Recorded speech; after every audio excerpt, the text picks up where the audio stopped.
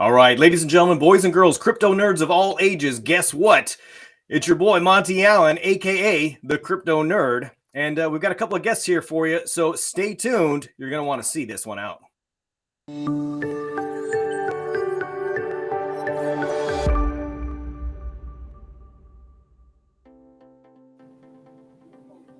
All right, so we've got Algorithm Finance. We've got Rudy and Mehmed here, and they are co-founders of an exciting new project. We wanted to get their take on it. They were actually connected to me through a couple of acquaintances, and I've actually heard of the project, and I think you guys were at Decipher as well, right?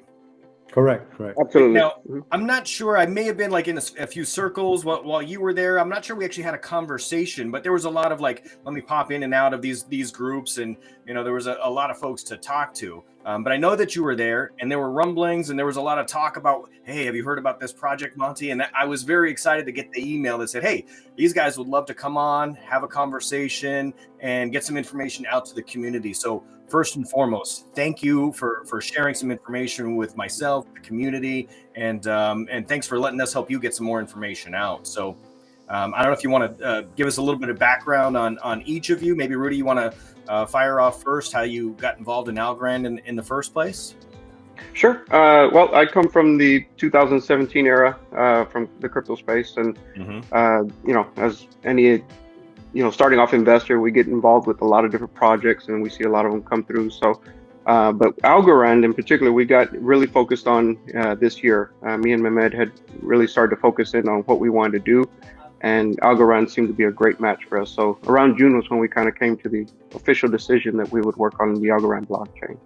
Fantastic. So 2017, that's a lot of ups and downs in the last 4 years or so. That's about the time that I got involved as well, late 16, early 17. So it's been a journey for sure. It definitely built some tough skin, Yeah, no doubt about it. All right, Mehmed, was your journey similar? What was your journey like? Somewhat similar. First of all, thank you, Monty, for having us on the show. Really appreciate it. So with me, I come from traditional finance. I actually, straight out of college, started working with Merrill Lynch. And so coming from the traditional side, I got involved in crypto around 2018. And a great friend of mine who went to MIT started telling me a little bit about Algorand and, with the connection with Boston and all that. So started looking into it, met Rudy later on. And then we started researching a little bit about what blockchain to build on. And we said, we were glad to find Algorand, and, we've just been working hard since. Interesting that you've got a traditional finance background there. So I can see some of those telltale signs. You probably saw a problem and figured out, hey, there's a better way to do this. And I love those stories. Couldn't one of you give me just the genesis of the project? How did this come about in the first place? Maybe how did you two connect? So we had connected back in like 2018 through our mutual friend, actually an advisor of ours at the moment. And so we've just kind of kept mutual acquaintances, communication throughout the years. And then, like I said, in January was when we decided we needed to actually build a project of our own. We've got all the right, connections in place. We've got a big influence crowd, so we decided to actually start working towards something. And so that's beginning of this year is when we started to really hunker down and figure that out. Okay, great. Mehmed, was there an aha moment for you when you realized hey, we've got to do this on blockchain? Yeah, coming from traditional finance, you kind of see the blockades and the hurdles that is within that kind of industry. And looking into Algorand a little bit more, once Rudy and I started looking into it, we realized that Algorand is heavily institutionalized, lots of government backing, functioning within it. And so when we started putting our heads together, me coming from the traditional side, and then Rudy having so much expertise in the cryptoverse, especially, since he started in 2017, been in the ups and downs with the bear markets and whatnot, we really decided that it would be best to build on Algorand. And I mean, I'm so happy that we decided Algorand. The community's great, the technology is stellar. So it's been great working on Algorithm so far. Okay. Well, the one thing with Algorand though is that we can actually make stronger connections right into the the upper tier, the engineers, we can climb into that ladder a lot easier. And that's why we chose Algorand, because, yeah, we could build another blockchain and, just be a mix of with all the others. There's tons of other launch pads and projects on, Ethereum per se. But with Algorand, we could build a better, intimate relationship with the founders. So we were more excited about actually working with Algorand, and then they've got everything in place that makes it perfect. Yeah, it really is a tight-knit group, and I was surprised myself at the accessibility of everybody. And so it's really they've got a strong outreach program. Now, I guess, if you're at a family function, or you see some old colleagues, or some old friends, and they ask you, "Hey, what are you guys doing now?" Like, what is your short version of what you're doing? Like, give us a concise summary. It's still funny to even have to get into that conversation, because at times it still proves confusing to those individuals. But in a nutshell, algorithm finance is essentially a developed suite of financial products that we're bringing to the Algorand blockchain, and we want to be the direct extension to Algorand so that we can help build out their ecosystem. So all of the projects that are coming on board through Algorand, we would love to be a part of that as we help incubate them and launch them onto our platform. So that's the Launchpad feature. And then, with the introduction of our NFT that we're going to be releasing in Q1 of 2022, it's going to serve an ultimate purpose with very high utility. So we have a multifaceted form and function behind our product. So it's not just one thing. We really focus to build it out and to provide various services to our users. That's great. So, I mean, initially, you've got a little bit of work to get done behind the scenes before you're unveiled to the public per se. But then, do you want to attract, folks that are in accelerators already, or do you operate as the accelerator? What kind of new projects do you want to attract to use this platform? Correct. So yeah, we want to get basically projects in their seed phase, when they're still very early, needing some guidance, needing help with their token metrics and tokenomics. And so we can help advise them, guide them, direct them. We've also got the right connections to help build their communities and build the awareness of their project. I mean, even our community's built out in under 2 weeks to, pretty good, significant numbers. Our Twitter accounts are, I think, over 40,000 now. And so, we've got some good reach and marketing available to us. So we want to make sure that we can do the same for projects that are looking to just get started. So initially, yeah, the early phase, if there are some that are closer to the later phases, and just kind of need some additional fundraising and stuff like that, we can also, work with them. Yeah, I find that there's two different types of folks that get into this business. There's like me, I have zero technical capabilities. I'm just the song and dance man, right? So I come in, I do the sales, the marketing, that kind of stuff. My contributions are, via a YouTube channel or Twitter, those types of things, because I can't code, and I'm not that kind of a person. But I find that you either get somebody who's like me, who's like that, very vocal and has some great ideas, or you find maybe some developers or people who can actually execute on those ideas. And maybe those two haven't come together yet for whatever reason. They don't always run in the same circles. But it sounds like you can make that marriage happen. Like you can bring the best of the left brain and the right brain and help somebody kind of put the pieces of the puzzle together. I find that very often people don't understand the other side of the business. They only understand their side. Very much correct. Yeah, you've got from 2017, you had basically a lot of developers trying to start their own, project and didn't know how the marketing side or the legality side. And so, my background is a little bit more on the conventional business side, brick and mortar, and then, Mehmet's the finance side. But we also have a good team of developers and people that we can reach out to help make things happen. So, and then on the business side too, as far as the connections and, other things as far as exchanges per se, and whatever else we can bring into the pool. So excellent. Let's pull up your roadmap here, if you guys are okay with that. I want to take a look at this and maybe talk about it and kind of walk me through here. So first of all, the website, I'll make sure it's in the description, but it's algorithmfinance.com, and we'll put it in the description there. And so let's see what we've got here. So algorithm phase 1 1.0. Can one of you kind of take the con there and walk me through some of the high points there in phase 1? Okay, so really to highlight what we're at right now is we're still building out our dashboard and our V1. We're Hmm. hoping to roll out with that in the next 6 weeks or so, Hmm. hopefully under 6 weeks. And then we do plan on hopefully being traded before the end of the year. So those are the two high key points that we've got. Not particularly uh, highlighted there on our roadmap, but that's really where we're standing right now. Yeah, definitely important. Can you talk to me about the NFT Cipher? And I see you've got the NFT launch there in phase one.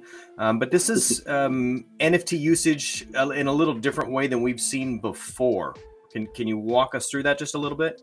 Yeah, so we really wanted to focus on the utility behind the NFT. Obviously, with current market trends, NFTs are popping up left and right, and they look amazing, in terms of the artwork, but not much utility behind them. So we wanted to fix that, and we wanted to help the community who's going to be receiving these NFTs. So with Cypher, we have 1,000 NFTs that are going to be released.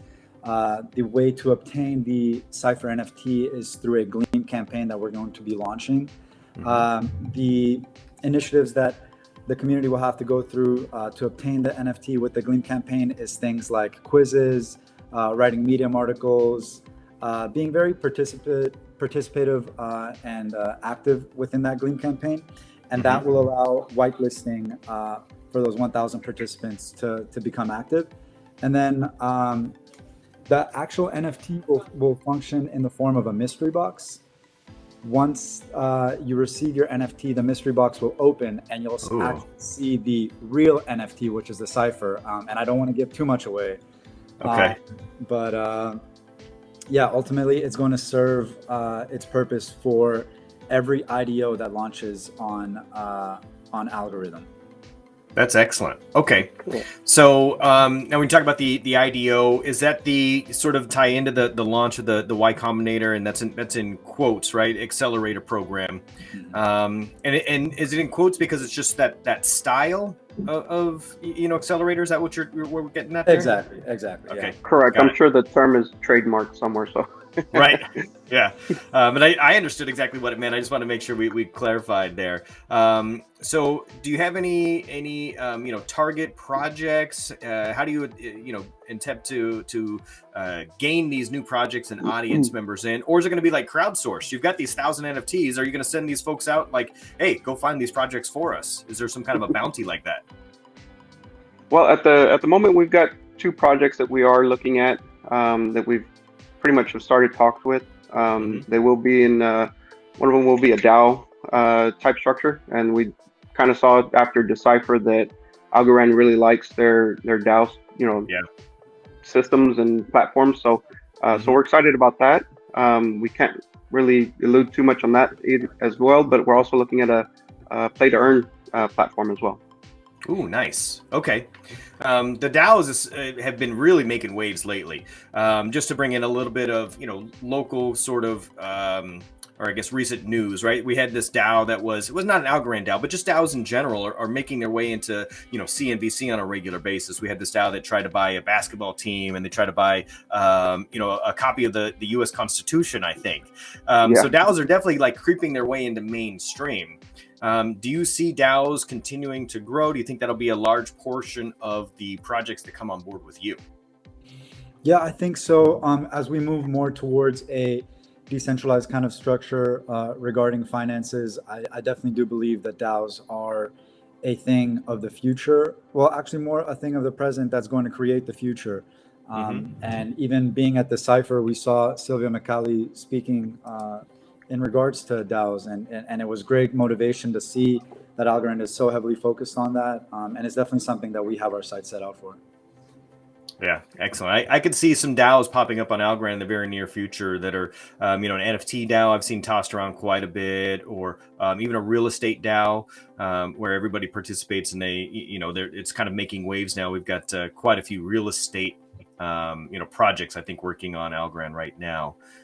So that's making waves. And you said the other one was pay to what do we say? Pay to play? Play to earn. Correct? Play to earn. That's what I was trying to say. How do you see that market growing?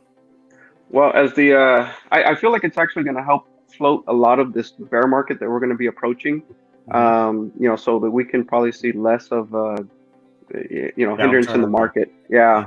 So I think that play to earn is going to be a big factor coming into the next 1 to 2 years. So we're excited to actually get started with one of those projects. But yeah, I mean, right now there's a lot of options with play to earn, so it's really confusing as to which ones you want to pick and where you want to start with, or what you want to put your time into, because it's you do put a lot of time into those play to earn games. So we want to pick something that's going to make the most sense for Algorand and for us basically launching our first play to earn project. Okay, excellent. So traditional finance, we're used to these cycles, and they've been fairly consistent. I spend a lot of my times dealing with mortgages and bonds, and we see like a 7-year cycle, ups, downs, boom, bust kind of a thing.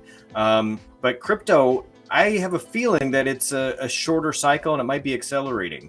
Mehmet, any feelings on that? I mean, if you could whip out your crystal ball, what do you think? To be completely honest, I still, even though the market has been a little red these past few days, I still don't think we're absolutely going into a true bear market just yet. Wait a second, Mehmet. You have to say this is not financial advice. Yeah, right. This is not financial advice, everyone. Obligatory this is just disclaimer. The opinion of me. Yes. But yes, I still don't believe we're actually going into a true bear market just yet. But even so, even if we were to, us coming out right now in this time where a bear market does pose a potential possibility, we're very confident in algorithm and the technology that we're going to be providing and the services that we are going to be providing. We're built on Algorand, and we have a lot of backing and security in regards to that. So when we launch these IDOs on top of our platform, we would love for the community to realize that, hey, these guys are launching within this bear market, these IDOs are popping out, and we're hoping to create a better opportunity for the crypto markets themselves, so that we can essentially even get out of the bear market. Yeah, I understand. Now, very often we don't want to compare ourselves to something on another blockchain, but I do find it's helpful for the audience members to have some kind of point of reference. Are there any other companies that are operating on ETH now that are similar to what you want to become in, let's say 24 months, something along those lines? Well, there's nobody that does everything, right? Maybe it's a combination of like a trust swap or something like that, where you got the IDOs and the launchpad feature there. But you've also we want to implement a lot of that. I mean, obviously we've got the NFTs on one side. We've got our dashboard where you will be able to tie in your wallets, and we also want to see if we can get a swap feature on our website, so that we can hop back and forth from the Algorand blockchain to the Ethereum blockchain. So as far as a swap feature, I'm not too sure, but that'd be more like a bridging plugin that we can probably get in. There's a lot of things that we want to bring in from different elements and try and make them work cohesively in our system, so that we can. I think the biggest attempt is really to bring those users onto the Algorand blockchain, and we need to find that bridge and that functionality for these users. So we're hoping to be that central hub for them. Okay, got it. Now, the finance portion of it. So talk to me about some of the finance aspects of the side of the service. Where does that come into play? Financing for the IDOs or for our project, or what? Yeah, for other projects, I guess. Or is there going to be any kind of a DeFi play at all, embedded in this in the future, or anything else along those lines? So we're going to start off with our token's not going to be the utility of our token is going to be a staking utility, and that will give allocation to that user. So if you're staking our token on our platform, that will get you entrance into the IDOs. Along with the NFT function, which we will, get more into that as that comes along. Right. And then you're holding that one close to the vest. I appreciate that. Okay. We're real excited about it. It's gonna turn some heads for sure. Okay. The other side said, as far as like the actual transaction, we were weighing out whether we would accept Algorand tokens or whether we would do. We talked to a gentleman just the other day about a stable coin that would be on the Algorand blockchain. So like a USDC or something like that. Yeah, so their protocol would be able to stake, whatever asset you've got, whether it be Ethereum, Bitcoin or whatever, but it would be on the Algorand blockchain. You can stake it, and then you would be able to borrow against it. Mhm. Almost essentially like a swap, but you're borrowing against your assets, and then you get Right. the stable coin that they issue. So, Got it. so we're also interested in something like that for the financing aspect for IDOs as well. Okay, that's fantastic. So, so you've got like a soft launch. It sounds like possibly, coming up in the very near future. When do you see your first IDO? Shortly after we launch V1, we're going to do all of our audits, make sure we're all set up and ready to go. But Wow. once V1's done, we should be ready to actually start doing some projects through. That's fantastic. Now, will that be? It's not going to be on your own platform 100%, right? Have you partnered with some other some dexes or any other outside sources? Well, some of our advisors are from Orion, so we might, partner with them to see if we can get some cohesiveness working together. But Mhm. uh, as far as we've been looking at it, we're trying to do most of it on through our platform, through our dashboard. Self-contained as much as possible, right? Correct. Okay, that makes sense. All right, so time frame wise, we're getting up there. It sounds like you guys it must be very exciting times for you. I don't know when you find time to sleep. When I find when there's a new project like this, it's pretty much just go, go, go, go, go. What are you most excited for when this thing launches? I mean, I really am excited to see all these various different types of IDOs that we get to launch through our platform, just the various type of technology and use cases that we're able to provide to the Algorand blockchain, as well as the world, really. This is, like you said, it's very exciting times, and this is where innovation comes into play, and we're really excited to share that with the world. Okay. Yeah, I think like Mehmet was saying, when we start launching these projects, we're planning on doing some what they call demo days, and we would actually be pitching these projects semi-live through our through a YouTube channel or something like that, where we can actually present to the community the projects that have been put on our plate, and then we can kind of also run that as a DAO structure, so the community can also help decide what we want to push through as well. Nice. So that's going to be exciting. I like that governance feature, the ability to vote and direct, hey, who gets the next opportunity and have some influence there. It's really empowering for the community. And I think that's why it's taken hold so well, because people have not had a seat at the table for the entire history of, venture capitalists, let's say. We haven't had that ability to like jump in and see what happens behind the scenes. And now people are clamoring for those opportunities.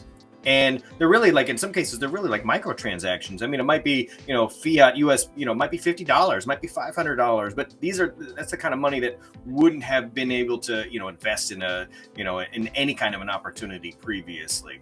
And so I think that's really appealing to a lot of folks on a lot of different levels. And you get sort of some crowdsourced momentum as well. And then everybody who's done that is already bought into the project. So it's like as you're growing, as you're you're starting to launch, you already have that baked in community. You've been creating it the whole way along, instead of having to like produce this project and then spend a whole bunch of marketing like trying to get that community. Right. This market actually, you in my opinion, the other way is putting the cart before the horse. This way you build up some fan base ahead of time, so it makes sense. Correct. Speaking of fan bases, so are there any other projects that the two of you are watching right now? So what like when you're looking at the ecosystem or talking to other colleagues, or sometimes investors have they patch you through to different projects and you get to see stuff. What do you guys geek out on right now? I like the okay, I'll start. I like the DeFi space. So I like the the different staking mechanisms, some of the Olympus DAOs I'm really excited about, so I like to watch a lot of those. The NFT space is a little difficult for me to follow. There's really there's just too much for me to follow. I think the difficulty for me is that a lot of artists I've never heard of. Some of the first artists that I do know of is like Beeple. Everybody knows Beeple, right? Yeah. Yeah. Well, I mean, I knew Beeple before he did NFTs. I mean, years before, because I've dabbled in 3D animation, and and he's always done dailies for the past 8-9 years. So he's he's known for that daily artistry, and that's where he got his name basically on stage with a lot of 3D artists. And so when he started doing NFTs, it just made sense for his transition, for his artwork to finally get appreciated, because you could never, he would never be able to make money. I mean, other than maybe selling prints or something, and that's not going to take him to the level where NFTs have actually brought him the true appreciation of what he's actually done. Because I mean, as a 3D artist trying to produce a piece of artwork every day, nonstop, never take is nuts, right? Yes. So that's huge. So to me, when I saw that, I was like, I didn't actually get a chance to get a Beeple, unfortunately. But but no, that's where. But after Beeple, unfortunately, everybody else jumped on the bandwagon, and it just got a little too confusing for me. So I can't follow the NFT space, but the DeFi space I really do enjoy. All right, interesting. All right, Mehmed, what about you? Yeah, one of the projects that's really interesting to me right now is I believe it's called Algo. They're looking to implement a stablecoin. And so I think that could be really cool for the Algorand blockchain. As Rudy mentioned, we are also considering to do something like that. Further research, of course, to be done. But also in regards to NFTs, more really excited about the metaverse and its rise to fame and glory. So just kind of keeping an eye on that and excited to see what comes out of that. Yeah. And it's interesting that both of those, I mean, there's really like, you can pull aspects of, obviously some NFTs, the DeFi stuff, the stable coins, like all of that is still directly applicable to something you can do in the not so distant future as well. So it's interesting to watch what's going on, and everybody's kind of doing just we could just tweak it just a little bit, and you're building off of the the backs of somebody else's efforts, and that's how we really grow the whole ecosystem and kind of reach those next levels. And it's not so much about competition. Like we're in business. Like there's definitely competition, but it's friendly competition for the most part. There's a lot of founders who I know are very encouraging, even people in their same space. Like, hey, rising tides float all ships, right? So we're all going to get there. Let's share a little bit of information, share some resources, jump on some roundtables, and talk things out and say, okay, well, I'm gonna tackle it this way. You tackle it this way, and may the best team win. And I love those. Yeah, I would say so as well, because I mean, we're essentially creating the building blocks here for a new kind of economy, for a new kind of financial structure. Algorand, throws the word around future finance, and we do as well. And that's definitely something that, from past experiences, we learned the lessons of what worked and what didn't, and we, kind of tweak the tools that we use, and then we produce something new. So, it's definitely a motivating factor to keep going. Yeah, the other thing that I noticed from Decipher was that a big word that was thrown around was interoperability, and that bridges those, brings everybody to the table and helps innovation actually grow rather than compete against each other, or not share that knowledge or bridge that gap. So that's what we really liked about Algorand as well. Excellent. All right. Well, very wise words. We're right at about 30 minutes now. We'll end on those wise words from Rudy. Interoperability is what it's about. So building bridges, extending arms and olive branches, and working in partnerships, and we're all growing this thing together. I hope that you two will come back as there's new launches, new information, some of those IDOs if they get announced. Be happy to help host some AMAs or something along those lines. It's been a pleasure, and stick around after the break here, and I'll ask you guys a few more questions. All right. Awesome. Everyone else, have a good night.